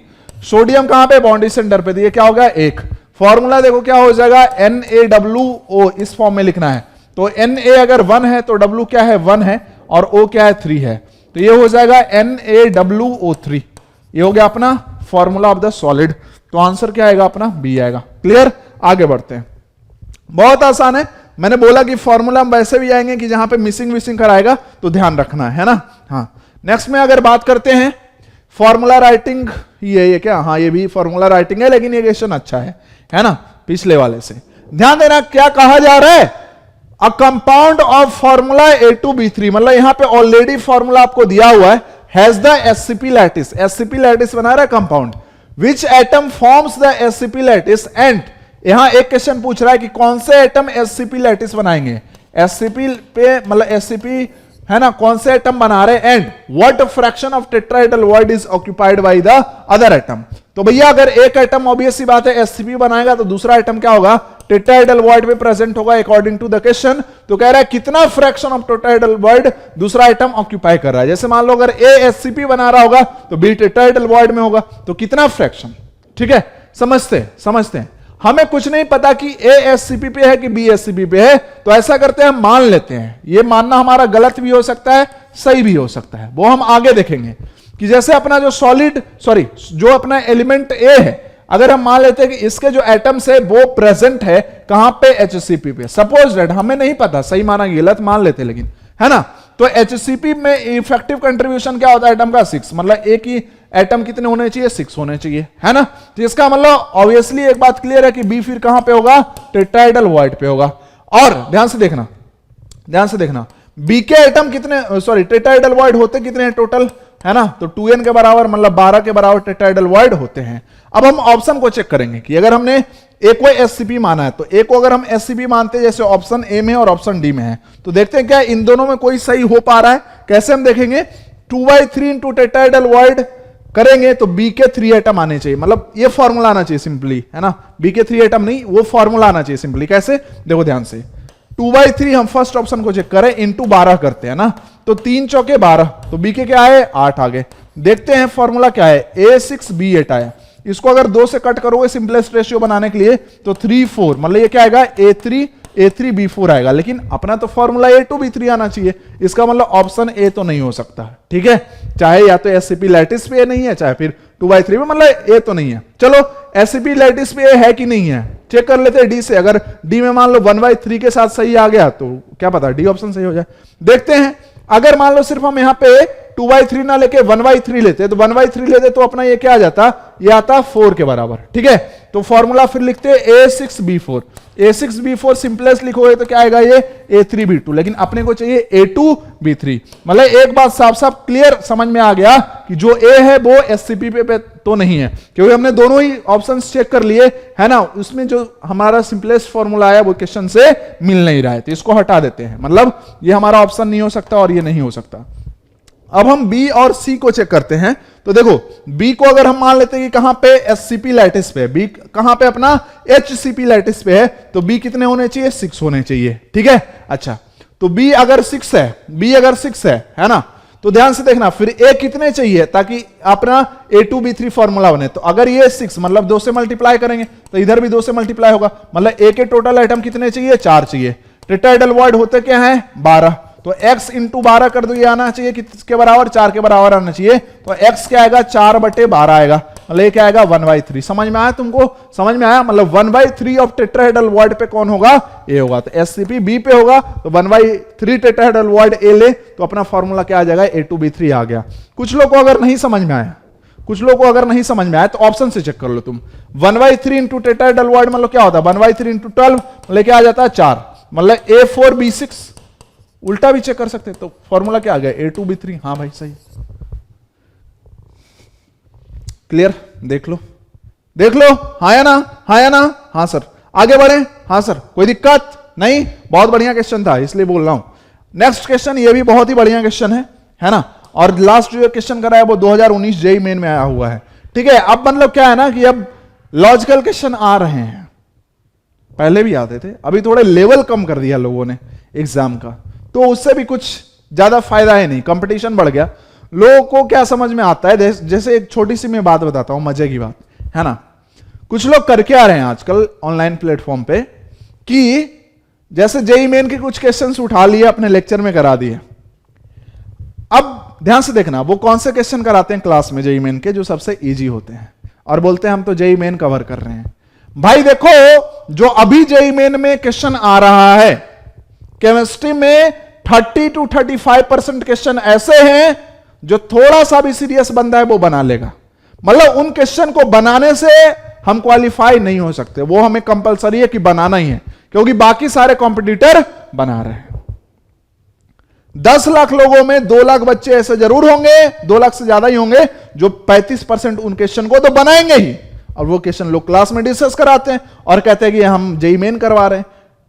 आपका सिलेक्शन उन 35 क्वेश्चन को सिर्फ बना लेने से तो होगा नहीं, उसका जैसे ही आगे बढ़ोगे तो फिर 50% क्वेश्चन बनाने वाले स्टूडेंट कितने होंगे? 50% क्वेश्चन बनाने वाले स्टूडेंट होंगे मान लो 1.5 लाख के आसपास होंगे, तो वहां से भी अपना सिलेक्शन नहीं हुआ।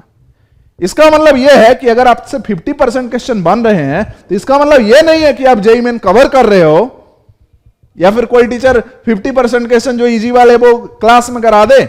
जैसे फर्स्ट क्वेश्चन मैंने कराया था वो क्लास में कराया था और सेकंड छोड़ देता, और मैं बोलता कि मैं सॉलिड स्टेट बहुत अच्छा पढ़ा रहा हूं, तो काहे का घंटा का मैं अच्छा पढ़ा रहा हूं। अरे हर लेवल का क्वेश्चन कवर होना चाहिए जो एग्जाम में आ सकता है, उसको बोलते हैं एक्चुअल प्रिपरेशन, है ना। अब कोई ये बात सुनकर डिसलाइक मत मार देना, या मार देना तो क्या फर्क पड़ता है, लेकिन मैं सच बोल रहा हूं, ये तुम भी जानते हो। भले हर्ट कर रहा होगा किसी को, लेकिन मैं ये सच बोल रहा हूं कि सिलेक्शन जो है वो पता है कौन दिलाता है? जो लास्ट के 30% क्वेश्चन है ना, वही सिलेक्शन दिलाएंगे। 30% क्वेश्चन, 30% क्वेश्चन ऐसे होते हैं जिसके लिए आपको टीचर की जरूरत पड़ती है। 50% क्वेश्चन आप खुद से कर सकते हो, और 20% क्वेश्चन मॉडरेट होते हैं, और लास्ट के जो 30% क्वेश्चन होते हैं जिनका लेवल थोड़ा सा हाई होता है, उसी के लिए आप कोचिंग करते हो, उसी के लिए आपको टीचर की जरूरत पड़ती है, वो आपको सिंप्लीफाई करेगा, तो सिलेक्शन तो उसी से होना है। 40% क्वेश्चन बना लो, कोई फर्क नहीं पड़ता, 98 परसेंटाइल आएगा। अब सोचो 10 लाख में तुम्हारा अगर 98 परसेंटाइल आ रहा है, मतलब तुम टॉप 2% में हो, कितने में हो फिर? 20,000 में हो, क्या फर्क पड़ता है? 20-25,000 में शायद, तो अच्छा एनआईटी थोड़ी मिल पाएगा फिर। समझ रहे हो बात को मेरी? तो इसलिए चीजों को बहुत प्रिसाइजली एनालाइज करो। और आपका डिमांड था, मैंने जैसे आज थ्योरेटिकल तरीके से पहले सॉलिड को समझाया, फिर क्वेश्चन करा रहा हूं, आपका डिमांड वो भी है कि भाई स्ट्रेटजी वीडियो बना दो, है ना। तो स्ट्रेटजी वीडियो बनाई जाएगी कि जो अपना 4 जेईई मेन का अटेम्प्ट है उसको हम कैसे मैनेज करें, किस जेईई मेन अटेम्प्ट को हम ज्यादा तगड़े तरीके से टारगेट करें, और टाइप्स ऑफ स्टूडेंट के बेसिस पे होगा कि जिनका रिवीजन कम हुआ है उनको कौन सा टारगेट करना चाहिए, जिनका रिवीजन हो गया उनको कौन सा टारगेट करना चाहिए। इस तरीके से बिल्कुल एकदम फ्रेश। वैसा यूट्यूब पे अभी बहुत कम लोगों ने कराया होगा, ऐसा नहीं कि नहीं कराया होगा, है ना। हमसे बहुत ज्यादा टैलेंटेड लोग पढ़ा रहे हैं यूट्यूब पे, बहुत ज्यादा, बहुत सीनियर फैकल्टी, है ना। तो उन लोगों ने करा रखा है। फिर भी इस तरीके से मैं, है ना, यूनिक तरीके से कराऊंगा ताकि और बेटर आइडिया आपको मिल जाए, है ना। तो चलो बढ़ते हैं इस क्वेश्चन की तरफ, है ना। बीच बीच में मैं कभी कभी बोलते रहता हूं, तो बुरा मत मानना, मैं जो भी बोलता हूं वो सच बोलता हूं, है ना, और मैं आपके भले के लिए बोलता हूं, ठीक है। तो इसलिए बुरा मत मानना हमेशा, है ना। कभी कभी जो चीज हमें बुरा लगती है ना, बाद में लाइफ में वही हमें अच्छा देकर जाती है। वो सुल्तान में एक डायलॉग था जो मैंने फेस भी करा अपनी लाइफ में, उसके पहले ही, ठीक है, कि कभी कभी इज्जत कमाने खातिर बेइज्जती कराने भी जरूरी होती है। वैसी ये बात है, और मैं तो एक्सपीरियंस किया हूं इसको, है ना। तो मतलब बुरा लगता है तो लगे, लेकिन उससे आगे बढ़ने का सोचो कि अगली बार जब सर बोले ना तो मुझे बुरा नहीं लगे। समझ रहे हो? चलो बहुत पकाया, आगे आते हैं। नेक्स्ट में क्वेश्चन है टचिंग कंडीशन पर। टचिंग कंडीशन मैंने बोला था बहुत ज्यादा इंपॉर्टेंट। कह रहा है the radius of the largest sphere which fits properly at the centre of the edge of body centred cubic. Body centred cubic मतलब क्या है? बॉडी सेंटर्ड क्यूबिक का मतलब यह है कि सर देखो सारे कॉर्नर पे ऑलरेडी क्या है, एटम्स रखे हैं, और साथ में बॉडी सेंटर पे भी एटम रखा हुआ है ना। अब कह रहा है कि हमें रखना है भैया वैसा स्फीयर जिसका रेडियस सबसे ज्यादा होना चाहिए, और रखना कहां पे? एज सेंटर पे। तो देखो क्या होगा, ध्यान से, बॉडी सेंटर्ड क्यूबिक में ये कॉर्नर वाले एटम टच नहीं करते, मतलब यहां पे स्पेस होगा, ये होगा एज सेंटर, तो यहां पे आप क्या करोगे? एटम को रख दोगे, ठीक है, अब ध्यान से देखना, ऑलरेडी जो बीसीसी वाले एटम है उसका अगर मैं रेडियस आर मान लेता हूं, है ना, जो कि सारे कॉर्नर और बॉडी सेंटर पे उसका रेडियस मैं आर में मान लेता हूं, सारे ही कॉर्नर्स पे, एक पे नहीं है, सारे पे। बीसीसी अभी पढ़ा है ना कुछ देर पहले, ठीक है। तो अब ध्यान से अगर हम यहां पे देखें तो जो हमने एटम रखा जिसको हमें फिट करना है एज सेंटर पे, उसका अगर हमने क्या माना है, रेडियस स्मॉल आर माना है। सर ये देखने में तो बड़ा लग रहा है, अरे ड्राइंग है ना, कम स्पेस होगा यहां पे। तो चलो 2r प्लस 2r ये किसके बराबर होगा, ये बराबर हो जाएगा किसके, a के। ये जो है वो एज लेंथ a है, वो r फिर 2r और फिर r इसके बराबर होगा। हाँ सर, एक और रिलेशन आपको मिल जाएगा, क्योंकि ये बीसीसी है तो बीसीसी का टचिंग कंडीशन लगा दो कि बॉडी डायगोनल के अलोंग क्या करते हैं, एटम्स टच करते हैं। तो बॉडी डायगोनल के अलोंग अगर देखें तो ये जो डिस्टेंस है वो क्या होता है, a√3, और एटम्स क्या क्या हो जाएंगे, रूम में सोचो, कॉर्नर पे रखा हुआ है r रेडियस, बॉडी सेंटर पे r और r, 3r हो गए, फिर नीचे वाले कॉर्नर वाले स्फीयर का r, तो 4r इज इक्वल टू क्या होता है, a√3। और ये कौन सा r होगा, जो ओरिजिनली बीसीसी में था, तो 4r is equal to a√3।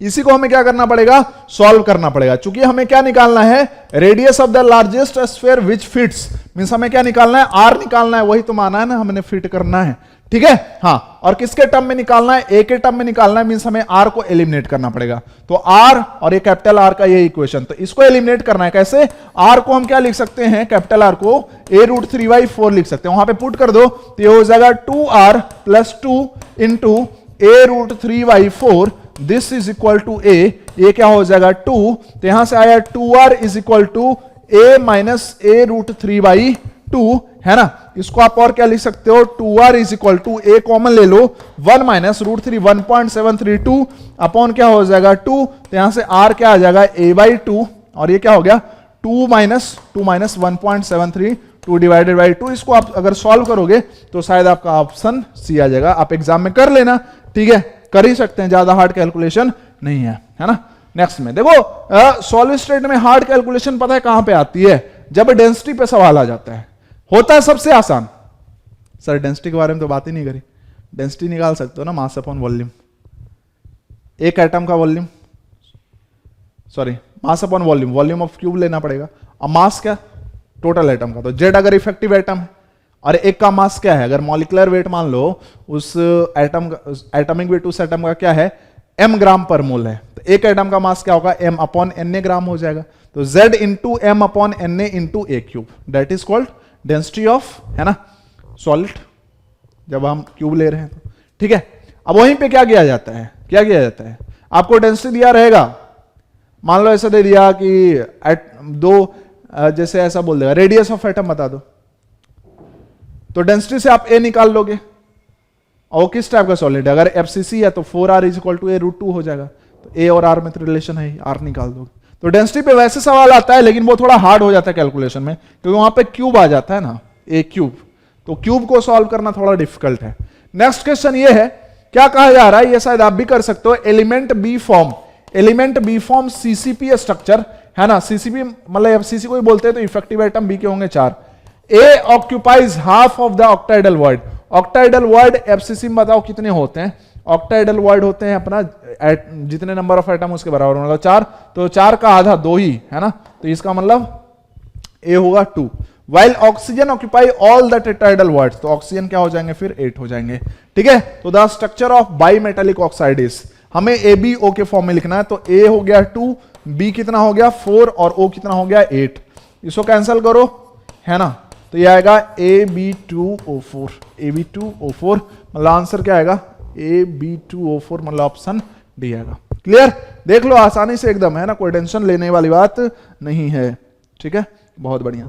Next में हम बात करते हैं इस क्वेश्चन की, ये थोड़ा सा यार मतलब तुम पहले इस क्वेश्चन को नोट कर लो, बिकॉज मुझे जगह थोड़ी कम मिलेगी, है ना, या स्क्रीनशॉट ले लो, क्योंकि मैं इसको दूसरे पेज में कराऊंगा।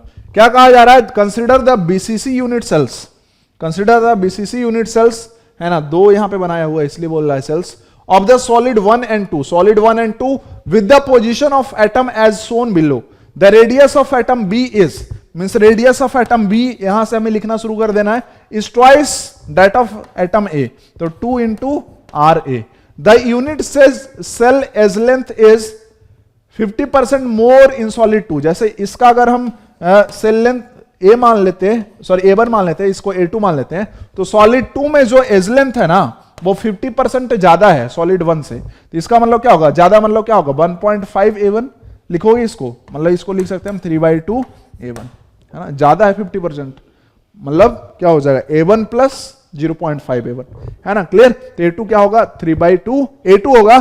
तो कह रहा है कि what is the approximate packing efficiency in solid 2। तो इसमें हमें क्या बताना है, पैकिंग इफिशियंसी हमको बताना है। देखो ध्यान समझना, इस सॉलिड 2 और सॉलिड 1 में एक छोटा सा डिफरेंस है।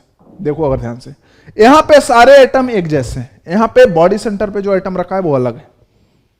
इस कारण से ध्यान देना, ये तो नॉर्मल बीसीसी है, तो इसका मतलब यहां पे तो 100% ये बात तय है कि पैकिंग एफिशिएंसी क्या होगा, 68% ही होगा, है ना। लेकिन यहां पे ऐसा हो जरूरी नहीं, क्योंकि ये एटम डिफरेंट आ गया, नॉर्मल बीसीसी नहीं है, ठीक है। तो अगर हम यहां पे ध्यान से देखते हैं, Z फर्स्ट वाले सॉलिड 1 की अगर बात करें, तो सॉलिड 1 में जो Z है वो किसके बराबर होगा, 2 के बराबर होगा, है ना। तो यहां पे अगर हम लिखे क्या, हाँ पैकिंग एफिशिएंसी, तो पैकिंग एफिशिएंसी क्या होगा, 2 × 4/3 पाई आर क्यूब होता है, मतलब RA क्यूब, है ना, अपॉन क्या होगा, वॉल्यूम ऑफ क्यूब, मतलब क्या होगा A1 क्यूब इंटू 100, यही क्या होगा, पैकिंग इफिशियंसी। बात समझ में आता है, हाँ सर समझ में आता। अब ध्यान से, मैं कहां बनाऊं, मैं सोच रहा हूं, मैं यहां पे लिख देता हूं, फिर सॉल्यूशन अलग जगह कर लेंगे, ठीक है। ये चीज सब नोट कर ही चुके होंगे, नहीं किया तो चलो इधर मैं लिख देता हूं। अगर हम सेकंड सॉलिड की बात करें, तो सेकंड सॉलिड में पैकिंग एफिशिएंसी आप कैसे लिखोगे। अब यहां पे आप Z की वैल्यू अगर 2 लिख दिया ना तो गलत हो जाएगा। रीजन आज ही मैंने बताया, यहां पे दोनों आइटम क्या डिफरेंट टाइप के, याद आया, हाँ याद आ गया। पहले A का देख लो Z, तो क्या होगा 1 हो जाएगा, देखो सारे कॉर्नर्स पे, तो ये होगा 1 × 4/3 पाई RA क्यूब प्लस करेंगे, केटाइन एनायन वाला कॉन्सेप्ट याद आया कि डायरेक्ट नहीं लिख सकते थे, Z1 × 4/3 पाई R प्लस क्यूब लिखते थे, प्लस Z2 × 4/3 पाई R माइनस क्यूब लिखते थे। तो केटाइन एनायन था, यहां पे दो डिफरेंट आइटम दे दिया, कॉन्सेप्ट तो वही है, वहां पे रेडियस अलग, यहां भी रेडियस अलग, ए और बी का, क्लियर, हाँ सर। तो ये हो जाएगा 1 × चूंकि बॉडी सेंटर पे रखा तो एक ही इफेक्टिव आइटम हुआ, तो 1 × 4/3 पाई RB क्यूब, ये हो जाएगा क्या, ये अपना क्या हो जाएगा, वॉल्यूम ऑफ, है ना, क्यूब ऑक्यूपाइड बाई एटम्स, और डिवाइडेड बाई क्या होगा, A2 क्यूब हो जाएगा। जहां पे आप कॉमन ले सकते हो, क्या ले सकते हो कॉमन, 4/3 पाई कॉमन ले लो, तो क्या बच जाएगा, RA cube plus RB cube divided by क्या होगा, डिवाइडेड बाई होगा A2 क्यूब, ठीक है। और यही इंटू 100 कर दोगे तो यही क्या होगा, पैकिंग एफिशिएंसी सेकंड का। सपोज डेट ये मान लेते हैं, है ना, इंटू 100 कर देने पे ये आ रहा है क्या, X, मतलब पैकिंग एफिशिएंसी क्या आ रहा है, X आ रहा है ना। तो अभी करना क्या है, बहुत सिंपल सी बात है, ये जो पैकिंग एफिशिएंसी है वो किसके बराबर है, 68 के बराबर है, मतलब ये पूरा जो है वो किसके बराबर है, 68 के बराबर है, ठीक है। इन दोनों का रेशियो ले लो, कहां पे लूं मैं, मेरे को तो ये नहीं समझ में आ रहा है यार, देखो तो और जगह बन सकता है क्या, कुछ बना देता हूं, इधर थोड़ा एडजस्ट कर लेना। क्या करना पड़ेगा, जैसे वो ले लेते हैं ना 4/3, या फिर मैं रेशियो लेता हूं, तुम देखना ऐसे ही ओरली कैलकुलेशन।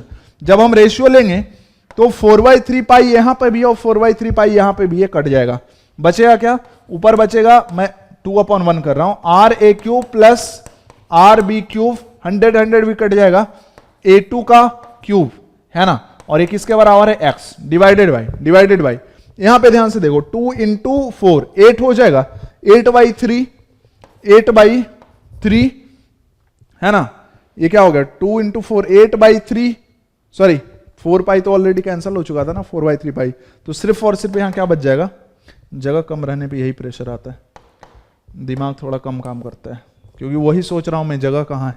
4/3 पाई तो ऑलरेडी हम क्या कैंसिल कर चुके हैं इन दोनों से रेशियो में, ठीक है। तो यहां पे क्या बचेगा, 2RA क्यूब और अपॉन क्या हो जाएगा, अपॉन हो जाएगा A1 क्यूब, है ना, और ये क्या है 68 के बराबर, ठीक है। मतलब ये रेशियो जो होगा लेफ्ट साइड में तो ये होगा और राइट साइड में X/68 होगा। X को आप निकाल सकते हो कैसे, RB जो है वो 2RA के बराबर है और A2 क्या है 3/2 A1 के बराबर है। तो A1 और A2 जो अभी दिख रहा है ना वो रेशियो में आके कट जाएंगे, RA RB भी कट जाएगा, तो X निकालना आपका आएगा 90%। ठीक है, तो देखो मतलब ये पहले जो क्वेश्चन था ना कीटाइन एनायन में पैकिंग एफिशिएंसी निकालने वाला, वो आता था पहले IIT में, ये क्वेश्चन जेईई मेन 2019 में पूछ दिया। मैं क्या कह रहा हूं, थोड़ा सा दिमाग लगाना शुरू कर दो। ठीक है, कर लोगे, ये कर लोगे? हाँ सर, ऑब्वियसली कैलकुलेशन तो कर ही सकते हैं, और वो जगह कम था तो मैं अभी क्या करूं। ये पूछा गया है the coordination number of cation and anion in fluoride and CSCl are respectively. CSCl मतलब क्या होता है, BCC होता है, CSCl मतलब होता है BCC, है ना। तो BCC में ध्यान से देखना, केटाइन और एनाइन दोनों का ही जो कोऑर्डिनेशन नंबर होगा वो क्या होगा, 8 और 8 होगा। तो ये तो क्या होगा, 8 और 8 हो गया। ठीक है, तो और कोई ऑप्शन भी तो नहीं है, तो आंसर क्या आएगा, C आएगा। क्लियर। और फ्लोराइड में मैंने वैसे ही बताया था कि जब भी हम कोऑर्डिनेशन नंबर लिखते हैं ना रेशियो में, तो केटाइन इज टू एनाइन लिखते हैं। क्या लिखते हैं हम, केटाइन इज टू एनाइन लिखते हैं। ठीक है, केटाइन इज टू एनाइन लिख डालो, कोई टेंशन नहीं है ना तुम्हें। ठीक है, तो ये क्या बताया था, 8:4 होगा, है ना, आज ही पढ़ा है, तो आंसर क्या आएगा, C आएगा। नेक्स्ट में ये क्वेश्चन कह रहा है the number of nearest neighbours around each particle in face centred cubic. Nearest neighbour मतलब कोऑर्डिनेशन नंबर बताना है, तो हर एक एटम का कोऑर्डिनेशन नंबर सिंपल FCC में क्या होता है, 12 होता है, पता ही है। तो आज के लिए मैं इतना ही रहने देता हूं। आज हमने 6 क्वेश्चन शायद कर लिए हैं। अगले क्लास में हम ढेर सारे और तगड़े लेवल, ये तो छोटे लेवल के क्वेश्चन है, अगले लेवल देख रहे हो SCP में ढेर सारे क्वेश्चन लिए, types of crystal, touching condition, unit cell, defect, types of crystal, formula writing, defect, magnetic behaviour, सब लिया हुआ है, टेंशन तुम मत लेना, है ना। इतना लिया है कि मतलब देखो ये सब भी ले लिया है। ठीक है, तो अगले क्लास में मतलब सोच रहे हो कहां तक क्वेश्चन है, बहुत ज्यादा है ना। तो इतने क्वेश्चन हम अगले क्लास में कंप्लीट कर लेंगे और सॉलिड स्टेट हमारा हो जाएगा 100% पक्का। So guys, thank you very much for watching this video, love you all, है ना। मजा आ रहा है भाई, आप लोगों के साथ बहुत ज्यादा प्यार दे रहे हो आप लोग, thank you very much, love you all. विद्यार्थी देवो भव।